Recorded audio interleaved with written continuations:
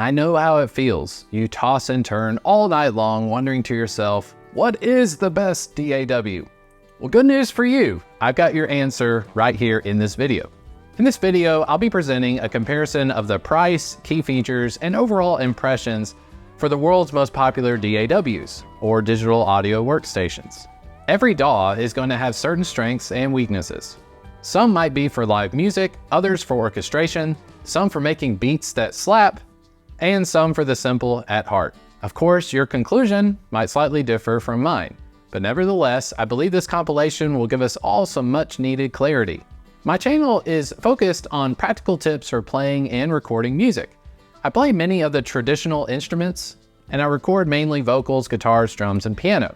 So I'm not looking exclusively for podcasting, sound design, or orchestral solutions, but mainly just the traditional music production.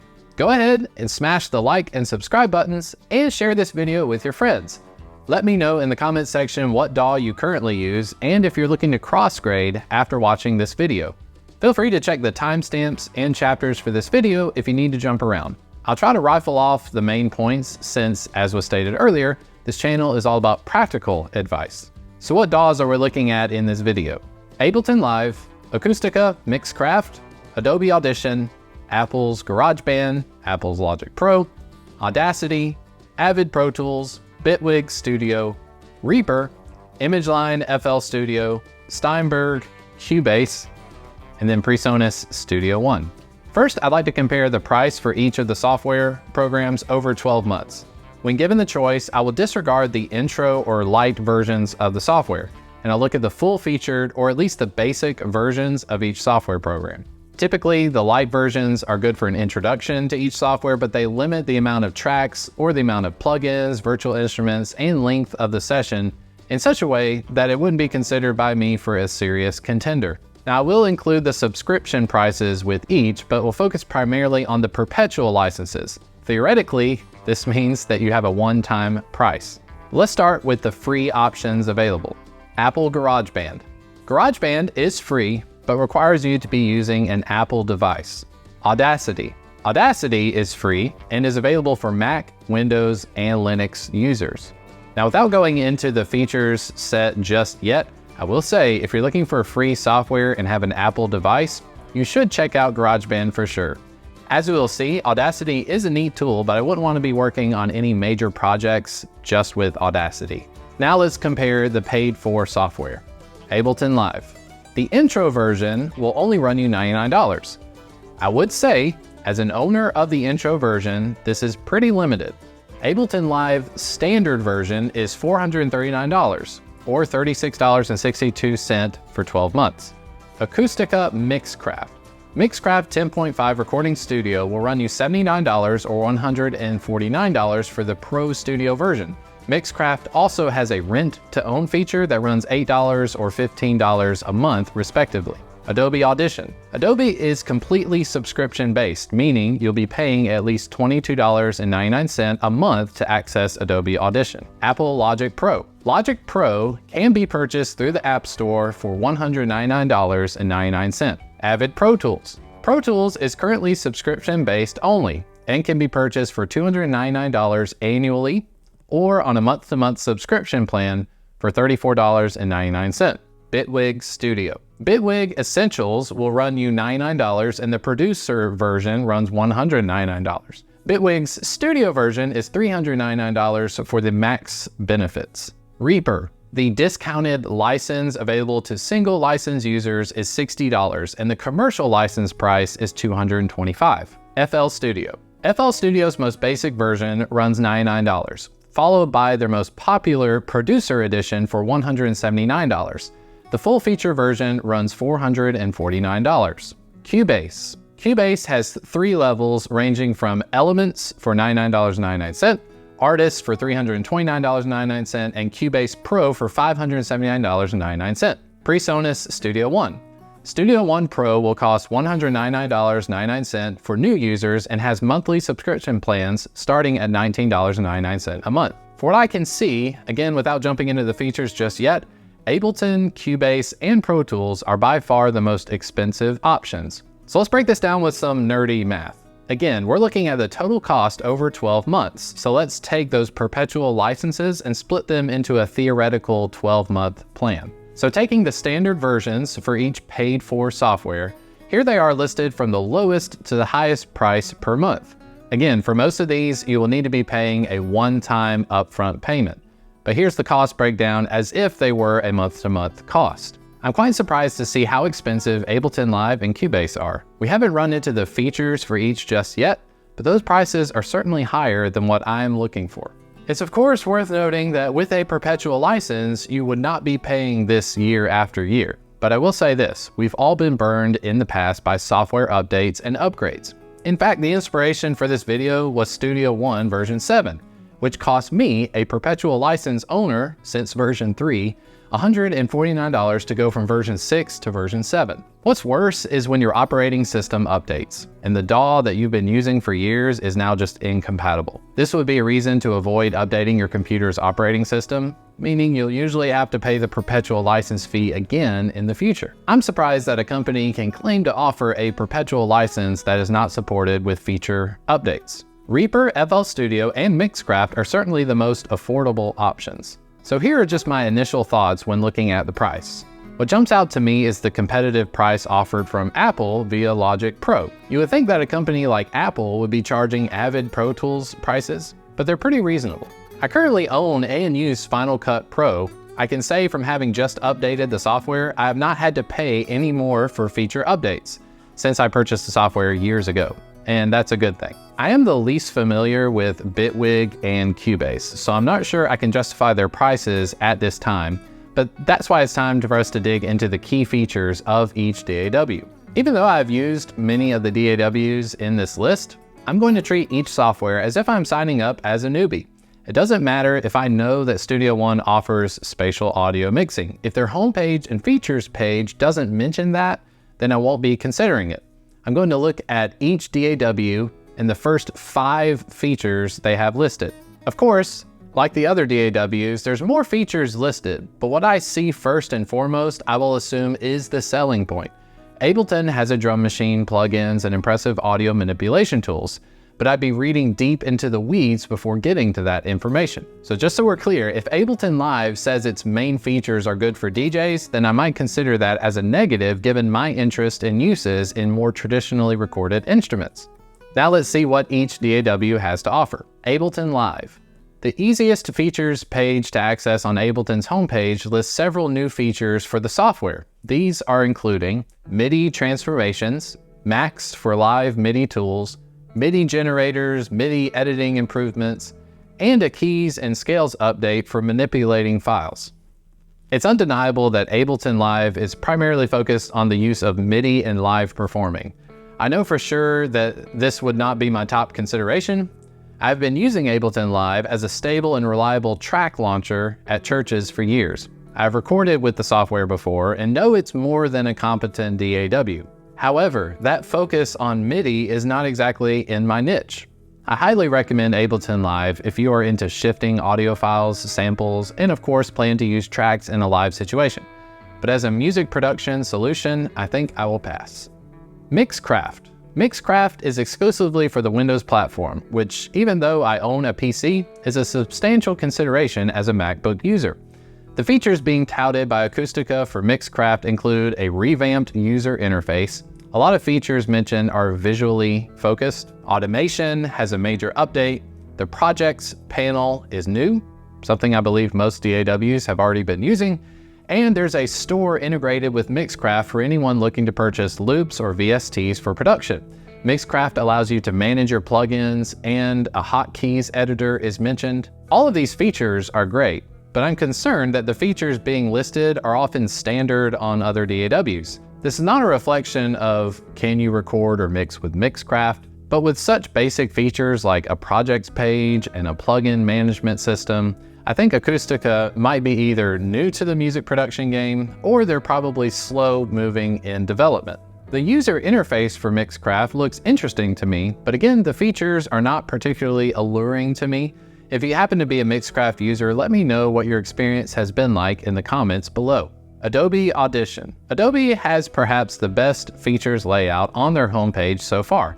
you can easily see that Adobe Audition prioritizes the function of edit, mix, record, and restore audio. I know this is implied, but if you're new to music production, it matters to have that implied validation given as soon as possible. Here's the first paragraph given as the Adobe Audition selling point. Audition is a comprehensive toolset that includes multi-track, waveform, and spectral display for creating, mixing, editing, and restoring audio content. This powerful audio workstation is designed to accelerate video production workflows and audio finishing, and deliver a polished mix with pristine sound. To me, I would be interested in Adobe Audition if I were in a post-production career, or if I needed to focus on correcting mistakes made in recording. I don't primarily see Adobe Audition being a music production suite, but if I were running a podcast or editing a podcast for other people, this would be the top of my list. Those of you that are familiar with the iZotope plugins, I think Adobe Audition has a lot in common with the corrective solutions as iZotope. That price tag on Adobe, though, is a bummer. Perhaps if you're looking for a commercial or business solution, this would be your number one. Apple Garageband. You've probably had some experiences with Garageband already. It was the first place I would dabble with recording, and I will say I'm impressed with what I can see on the homepage of Apple Garageband. Right away, I see that guitar and my heart flutters. In a world of MIDI and virtual instruments, I can easily see that a guitar player like me is welcomed. Incredible music in the key of easy. I like this quote because it lets me know things won't be going over my head and the learning curve should be simple. GarageBand boasts in being a fully equipped music creation studio complete with a sound library of instruments, presets for guitar and voice. Create with or without an instrument. Obviously, there are some MIDI capabilities with GarageBand, but again and again, you can see that Apple is appealing to new users. I honestly feel like I could drop this software on my parents and they could figure this thing out, which I will also say couldn't be done with other programs that we've seen so far. I'm highly interested in giving GarageBand another try. I spent quite a penny on these other DAWs, but perhaps GarageBand would make for a good challenge. Just like Mixcraft is exclusive to Windows, GarageBand is exclusive to Mac, so keep that in mind. However, it is free, so that's a huge plus. Apple Logic Pro. Right away, Logic Pro mentions the Dolby Atmos support, something I don't think I'll ever be able to create here at home. Apparently, there's a mastering assistant, live loops, MIDI features, and take folders. It's interesting to me that this is the same company as GarageBand. Logic Pro is seen as the paid-for or professional version of GarageBand, but Logic Pro is much more catered to the DAW enthusiast. I don't see the same easy-to-understand features list like GarageBand has. The images for Logic Pro look very similar to GarageBand, but I'm assuming that with a $199 price tag, surely there's gotta be more. The sound library with Logic Pro is impressive, quoted as having over 5,900 instrument and effect patches, 1,200 meticulously sampled instruments, 14,750 Apple loops, and a wide range of genres. Again, just like GarageBand, Logic Pro is exclusive to the Mac OS platform.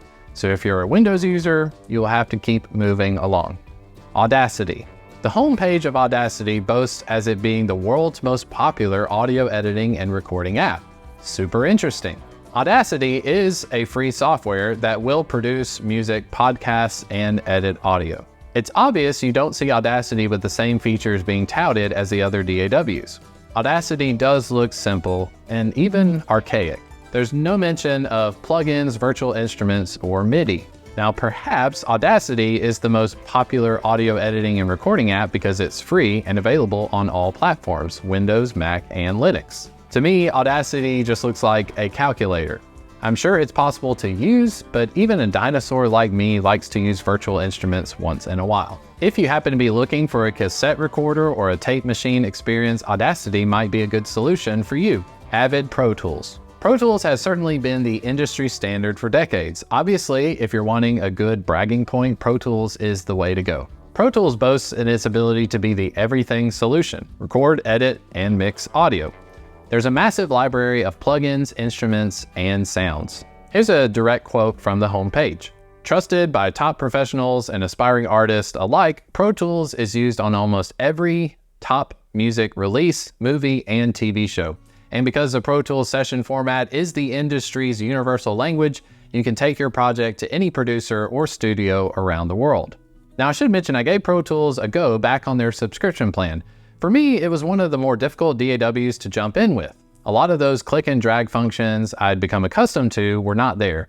The routing was rough to follow. I know that if you are looking at giving Pro Tools a try, you can absolutely figure it out, but I was overall not impressed given the price to play. But of course, if you're wanting that badge of industry standard, Pro Tools is the way to go. All the features are present, but it comes with a price. Bitwig Studio. This is the one piece of software on the list I have not heard of before. It looks as though Bitwig has a bent towards samples and synthesizers. There's a focus on linear and non-linear music creation options. There's ways to route audio and tracks, much like synthesizers of old. The features from Bitwig's homepage are primarily virtual instruments and samples being offered. So if you're looking for something trendy and new, I would give Bitwig a consideration. Though the MIDI and synthesizer route is not my focus, the interface looks like a combination of Ableton Live and Logic Pro. Reaper. If you've been on YouTube long enough, you've probably had someone yelling at you in the comments section to check out Reaper. But what I've heard, Reaper is one of the most customizable DAWs out there. I think it's awesome that on their homepage, it literally says, do anything. Reaper looks great and is apparently fully customizable. According to Reaper, Reaper's full flexible feature set and renowned stability have found a home wherever digital audio is used. Commercial and home studios, broadcast, location recording, education, science and research, sound design, game development, and more. I like what I see on the homepage of Reaper, but I'm humble enough to know that the more features you give to me, the less I will use them. It looks overwhelming, but if you like having a hands-on experience with customization, Reaper is definitely the one for you. Also, it's worth noting that if you purchase Reaper version 7.5, they will honor free updates through version 8.99. Here's looking at you, PreSonus. FL Studio. This is definitely the software for you if you're looking for beat making and electronic modern music. I've had some experience with FL Studio, and I think it'd be my number one if I was recording that genre of music. The drum sequencer is particularly intuitive and fun to use. FL Studio boasts in being a modern solution. There are free updates for life, which is crazy.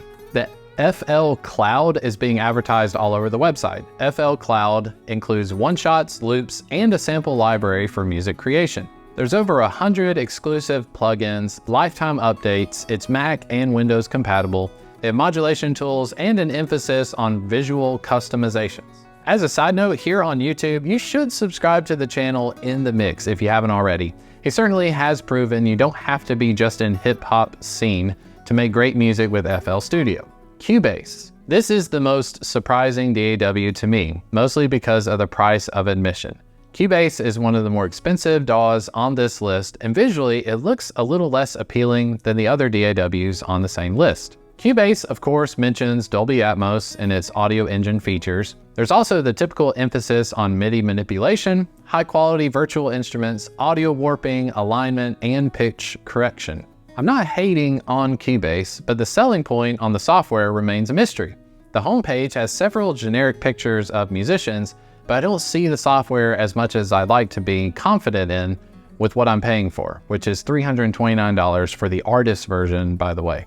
PreSonus Studio One. Fans of the channel will know that this has been my ride or die for years now. Many of the videos on this channel have been tutorials using the software. Recently, we upgraded to version 7 with a $149 price tag. The features list on the homepage include splice integration for those one-shots and loops that you want, the launcher for nonlinear loop-based production, Deep Flight 1 for a new synthesizer VST, AI stem separation, and a global transpose feature. Honestly, this is my move on from Studio One. I think these features are cool, but I don't want to keep cashing out for a software that doesn't fit my interest. Just like I would pass on FL Studio, I would pass on PreSonus given these features. Not saying they are bad programs by any means, but it's all about what I intend to do with the software. So if you're looking at Studio One Pro for $199.99, I think I would pass. I know for a fact that all sorts of solutions can be achieved with Studio One. You can record and edit podcasts and more. But as a newbie to Studio One, I would definitely think this has more in common with FL Studio than something like Logic. So what's the verdict? My first takeaway is that the prices for many of these programs is, of course, steep. Some are more expensive than others, but there's also some great deals. I think Garageband is a huge contender. It's free, so what do you have to lose? Reaper at $60 is also a winner in my book. It's not just the price of these two, but it's the features emphasis. It looks like Reaper would be just as capable as Pro Tools, FL Studio, and Studio One to implement MIDI instruments, samples, and more. The only downside to Reaper is it might be overwhelming for someone like me. Now, if I'm factoring in my hands-on experiences, I also think the long-term pricing has to be considered. I've purchased a perpetual license from PreSonus 5 times over, ever since version 3. I have dished out hundreds of dollars only to be told in order to update, I need to dish out more. This doesn't feel like a perpetual license to me, so when I see that FL Studio has a lifetime of updates included, I'm pretty sold. I think this is a huge contender. Pro Tools and Adobe are perhaps the biggest platforms, but I'm not looking to go the subscription route just yet. So after all the considerations of price and features, I've got 3 DAWs in mind. First and foremost, it's gotta be Garageband. Now, I'd be happy to be proven wrong, but I'm interested in giving it a chance. Coming out of PreSonus Studio One Pro into Garageband might just be a big mistake, but it's a free one, so why not? The other two I've got my eyes on are Reaper and Logic Pro. Honestly, if Garageband goes well, I would definitely consider getting Logic almost as an upgrade from what's already been great. Also, if Garageband is just a terrible experience, then I'd like to give Reaper a try. If Reaper were in the hundreds of dollars range, this might be a different story, but I think $60 is a great deal for what the internet tells me is the best DAW ever. So what are your thoughts? Are you looking to jump ship? Let me know in the comments section below. Now, YouTube thinks you might like watching this video here next to me, so give it a look and make sure to hit the like and subscribe buttons before you go. Thank you for watching and take care out there.